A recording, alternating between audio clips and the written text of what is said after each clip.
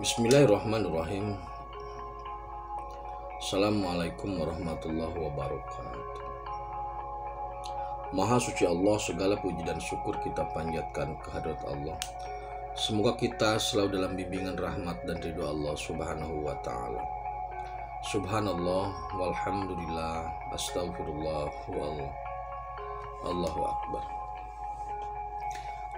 Kembali saya dari tim Raja Wali Nusantara. Kali ini akan membahas terkait persaudaraan.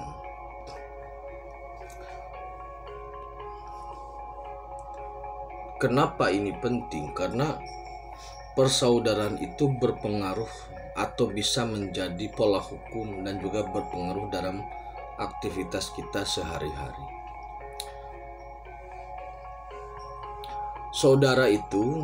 Persaudaraan itu bisa dibangun atau bisa tercipta itu karena tiga hal.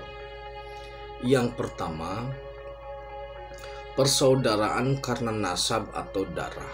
Persaudaraan karena nasab atau darah ini tidak bisa ini sudah kodoknya Allah. Jadi tidak bisa diganggu gugat, tidak bisa memilih dari rahim yang mana kita dilahirkan, bentuk seperti apa yang diinginkan. Ini sudah kodoknya Allah. Jadi persaudaraan karena nasab itu menjadi kodoknya Allah. Seperti halnya kita dengan adik, dengan kakak, dengan sepupu, dengan paman dan lain-lainnya yang ada ikatan darah. Kemudian yang kedua, persaudaraan itu terjadi karena perkawinan. Jadi ketika terjadi suatu perkawinan, maka di situ tercipta persaudaraan baru. Buktinya apa? Buktinya menantu dengan mertua itu tidak batal.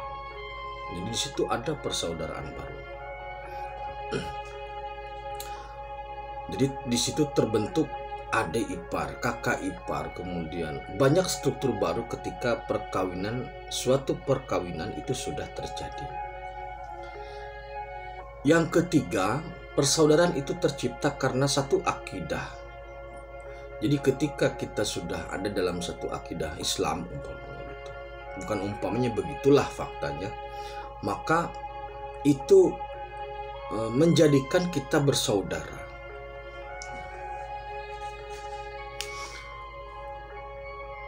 Apa efek dari persaudaraan? Maksudnya apakah sesama muslim itu berpengaruh sebagai bentuk persaudaraannya? Apakah ada pengaruh gitu sebagai sesama muslim terhadap muslim lain? Jawabannya ada. Yang pertama, sesama muslim itu bisa mewarisi dan bisa diwarisi. Maksudnya bisa berbagi waris lah begitu. Karena kalau keluar dari Islam itu memang hak warisnya putus. Nah, kalau saudaraku kaya raya ternyata tidak punya keturunan sama sekali sendirian, maka hak waris nanti bisa turun kepada orang lain yang bukan nasab, orang lain yang bukan terikat pernikahan, orang lain yang memang terikat akidah. Itu bisa terjadi. Seperti halnya kalalah waktu dia menyerahkan harta kepada Baitul Mal agar dibagikan kepada orang-orang muslim.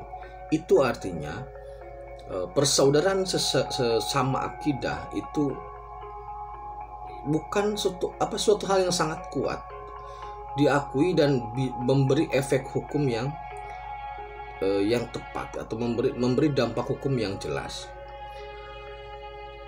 Saksi pernikahan itu juga harus muslim. Bagi orang Islam, ketika dia sedang akan melaksanakan pernikahan, maka status saksi juga harus muslim.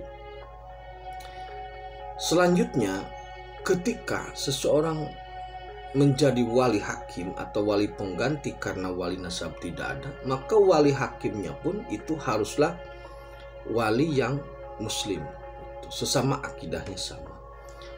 Jadi persaudaraan ini, nasab, faktor perkawinan maupun akidah, ini tiga-tiganya sangat berpengaruh.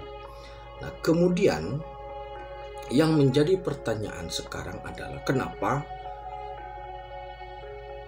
sesama saudara itu ada kecenderungan saling menjatuhkan atau saling tidak menghiraukan atau bahkan saling membunuh gitu. Apakah ini ada? Jika kita melihat berita atau menonton tayangan atau mendengar informasi terkait dengan situasi saat ini memang sudah sangat ngeri. Ada seorang adik duel maut dengan kakaknya. Ada cucu membunuh kakeknya. Ada anak membunuh ibu kandungnya. Ada ibu membunuh anaknya. Itu yang nasab pun sudah sampai seperti itu. Jadi ruhama'u bainahum atau saling mengasihi antar sesamanya pun ini sudah sangat mengkhawatirkan. Kemudian di tataran akidah ya, kalau kita melihat konflik yang terus berkepanjangan, terutama di Timur Tengah lah. Karena kalau di Jawa konflik memang ada, tetapi sangat cepat atau sangat mudah untuk, bukan mudah lah, sangat cepat dan ya sering mudah untuk diislahkan lah begitu. Tetapi kalau kita melihat ke Timur Tengah, Arab Palestina, Arab Israel atau Palestina Israel, jelas itu konfrontasi, memang konfrontasi wilayah ya. Kita tidak bisa memandang sebagai akidah. Tetapi di tanah Arab juga antara yang satu akidah itu masih saja terjadi konflik. Seperti halnya Houthi dengan Arab Saudi. Itu sangat serius maksudnya. Houthi itu kan dari Yaman. Jadi permasalahan dalam persaudaraan ini bisa menjadi atau bisa sampai merembet kepada permasalahan yang terkait dengan nyawa, yang terkait dengan harta, yang terkait dengan keturunan, semua jadi dirembet seperti itu. Makanya ketika seseorang sudah kehilangan rasa kasih sayang terhadap sesamanya, maka batasan-batasan terkait dengan nasab atau batasan terkait dengan sesama akidah atau saudara karena pernikahan itu dilanggar demi untuk mensukseskan atau untuk memuaskan hasrat nafsunya. Kalau dia sendirian, korbannya tidak banyak lah, karena yang digunakan hanya parang. Tetapi kalau dia merupakan sekumpulan pasukan, maka yang jadi korban itu juga nanti bukan 1-2 orang. Dan ini bukan situasi yang bukan sebuah isapan jempol. Apalagi di Kolombia, coba di Kolombia bagaimana kartel narkoba itu bisa membabi buta seperti itu. Betul. Anak sampai bunuh orang tua hanya untuk bisa menjadi anggota kartel narkoba.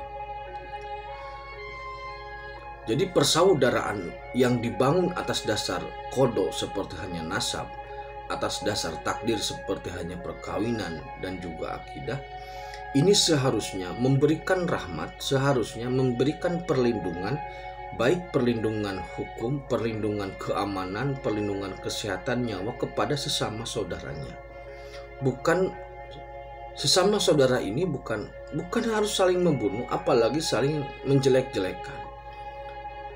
Ada memang yang konflik itu tidak sampai kepada kehilangan nyawa ada, tetapi konflik itu juga seringkali muncul hanya atau terjebak pada rasa unggul satu dibanding yang lainnya. Itu juga ada. Konflik ini seperti terjadi di India. Di India itu orang yang kastanya lebih tinggi itu merasa lebih mulia dibanding dengan kasta yang lebih rendah. Sehingga ketika ada persoalan masing-masing, tidak ada upaya atau tidak ada usaha untuk saling tolong menolong. Padahal bisa jadi mereka adalah ya satu akidah mereka.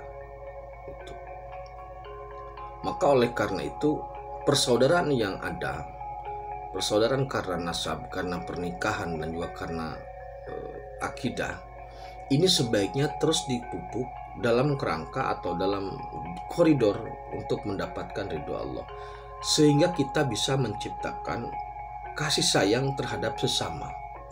Jadi kasih sayang terhadap sesama persaudara nasab, kasih sayang terhadap sesama saudara karena pernikahan, dan kasih sayang terhadap saudara sesama karena akidah.